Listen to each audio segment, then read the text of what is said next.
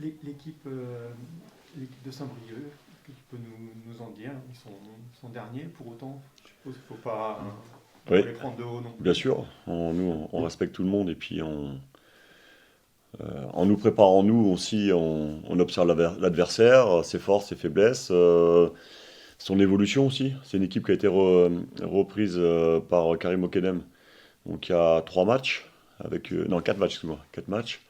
Et dans ces 4 matchs, il y a eu quand même une victoire à Versailles, un nul la semaine dernière à Châteauroux. Donc voilà, c'est une équipe qu'on prend au sérieux forcément. On est bien passé pour savoir que quand il y a un changement de coach, quelque part, il y a une nouvelle dynamique qui s'installe. C'est le cas, même si sur leurs deux derniers matchs à domicile, il y a 2 défaites, mais notamment celle contre Cholet. Là, pour moi, elle est pas méritée. Donc, non, c'est un adversaire comme tous les autres, hein, j'ai envie de dire. Alors, dans l'esprit ambiant, on sait bien que quand on affronte une équipe mal classée, toujours tendance à croire que ça va le faire facilement. Bien au contraire, c'est encore plus dur parce que justement, il ne faut pas relâcher. Puis en face, il y a une vraie adversité. Quand Le Mans était à Borgo, Borgo était dernier, il y a eu match nul. Merci, merci d'apporter de l'eau à mon moulin. Et ils ont un nouvel attaquant, il sera qualifié.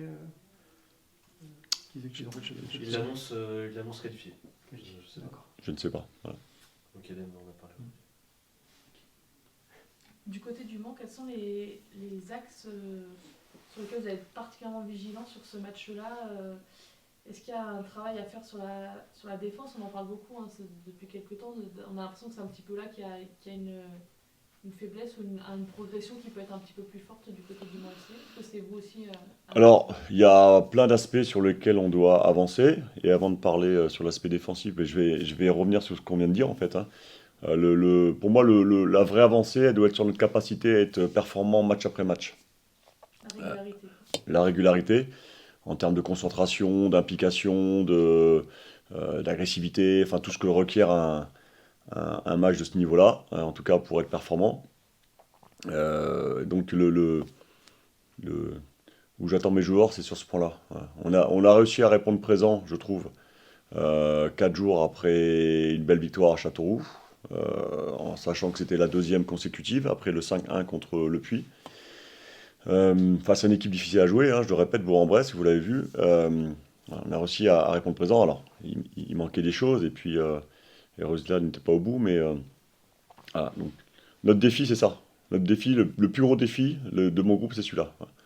Acquérir une maturité qui nous permette sur la durée d'être en capacité de répondre à chaque match et d'être performant. Ensuite, pour aller sur la défense, effectivement, il y a des points d'amélioration, et ça peut en faire partie. Ceci dit, on- je regarde aussi les chiffres, hein, on est la 6e meilleure défense, donc ça veut dire aussi que tout n'est pas à jeter, hein. Mais et quand on parle de défense, ouais, moi je serais un peu plus global, c'est-à-dire que ça concerne toute l'équipe, hein, pas juste la défense. Défense, c'est pas juste 4 défenseurs ou 5 et un gardien. C'est un premier rideau, c'est les milieux, c'est une animation défensive globale.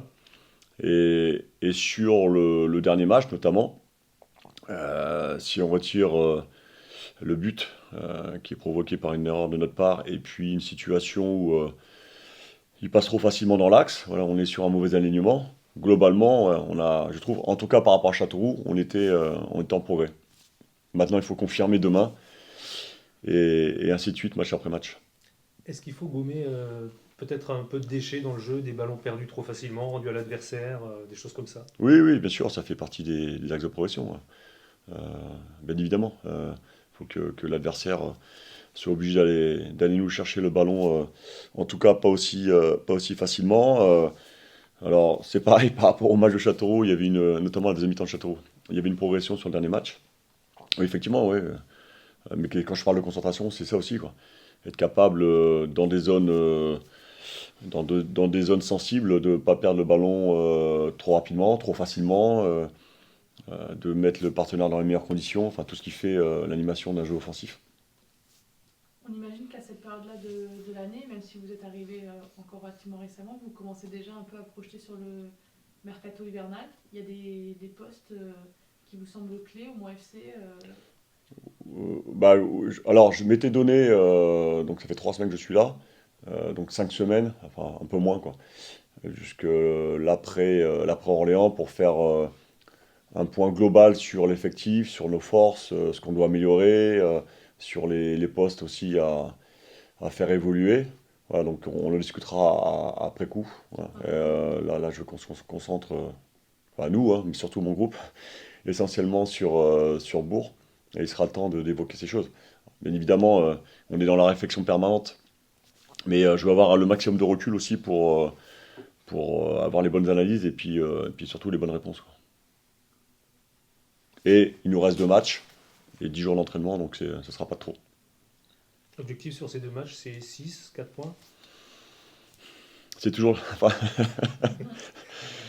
si vous croisez un entraîneur qui vous dit sur ces 2 matchs, on y va pour prendre 4 points ou 3 points, enfin, je connais pas. Non, non, moi et comment dire, sans dévoiler les secrets de vestiaire, on a fixé un challenge aux joueurs. Donc sur les 4 derniers matchs, il y en a eu 2 déjà, 2 points, et puis, mais avec 12 points en 4 matchs, et ainsi de suite. Donc non, non, on va à Saint-Brieuc pour faire une grosse performance. Une grosse performance, c'est aussi gagner. Et enfin, en tout cas, se donner les moyens pour gagner. Puis après, un match reste un match, il y a une adversité, il y a ce qu'on ne maîtrise pas aussi. Mais l'idée, c'est ça. Et puis surtout, ce qu'on évoquait tout à l'heure, de voir une progression par rapport à nos derniers matchs, nos dernières sorties. Sur certains aspects, on a évoqué tout à l'heure les aspects défensifs, sur mieux attaquer aussi, et notamment dans les 30 derniers mètres, hein, était beaucoup plus juste.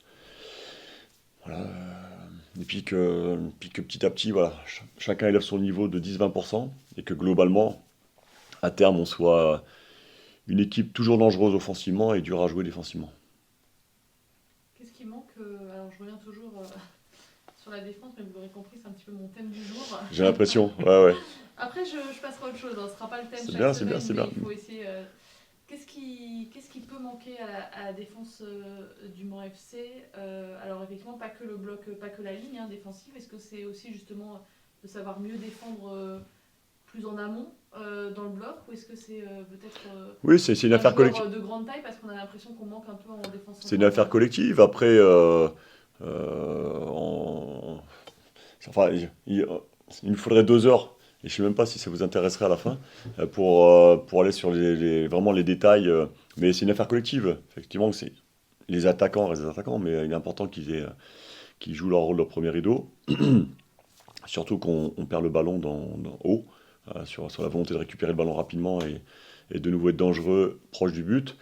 Ouais, c'est une articulation, c'est-à-dire que même quand on attaque, on doit rester équilibré pour prévenir aussi sur les pertes de balles à ne pas être en danger sur les attaques adverses, enfin en tout cas sur la volonté d'attaque rapide adverse. C'est en fonction du bloc, de hauteur de bloc, être très compact. C'est d'être en capacité, même si à un moment donné on peut estimer qu'on a un déficit de taille, de compenser par une intelligence de compensation, d'agressivité. C'est d'être voilà, vraiment, comment dire, proche des joueurs dans sa zone, donc au marquage, en fonction des situations. C'est d'être prêt rapidement sur des coups de pied arrêtés défensifs et d'être au duel voilà, tant que le ballon n'est pas récupéré ou sorti.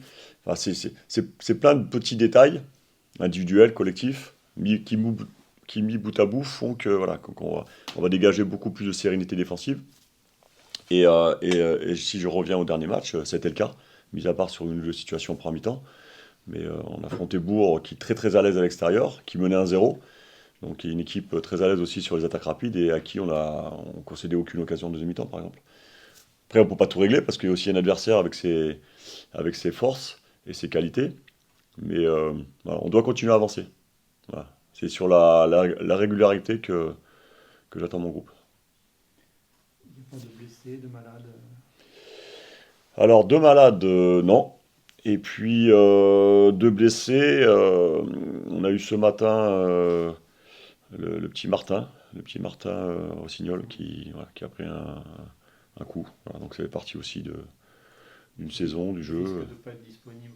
On va voir, on va faire un point. Bon, après, c'est pas forcément la D'accord, peine d'en pour marquer. l'instant, c'est trop tôt. Voilà. Plus on laisse de flou à l'adversaire, mais c'est On a vu comme Mike Bétain, je me souviens Bétain. plus. lui est pour l'instant à l'infirmerie. Voilà. Oui, qui avait l'air de dire que c'était assez sérieux, même si C'est une récidive de sa blessure du mois de septembre. Ouais. Voilà. Sinon, Mike Bod a repris l'entraînement normalement. Il y a le petit Lou qui a repris normalement cette semaine et puis il fera un match avec la réserve. C'est son processus de reprise. Qui ça, pardon? Lou. Ah, d'accord, merci.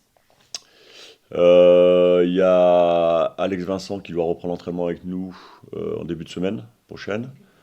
Voilà, donc petit à petit l'infirmerie se vide. Il y a Zaïd Amir qui s'est blessé avec la réserve samedi, donc il ne sera pas dans le groupe.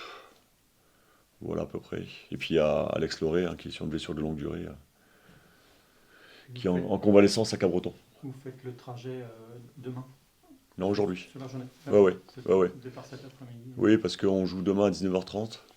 À la différence de Châteauroux, on joue à 21h. Puis bon, c'était un peu moins long. Voilà, donc, on peut faire des fois prendre des sécurités. C'est important qu'on arrive en forme là-bas. Une question sur la défense? Non, mais j'attends, du Alors coup. pour ma défense, J'en profite parce que comme après c'est Harold Boyer qui vous succède, ça nous permet de coupler aussi un peu les thèmes, quoi. ouais. Alors l'embêtez pas trop avec la défense. Hein. Non, bah non, c'est pas son rôle sur le terrain, donc je vais essayer d'alterner. Ok, c'est bon? Allez, Parfait, merci. merci.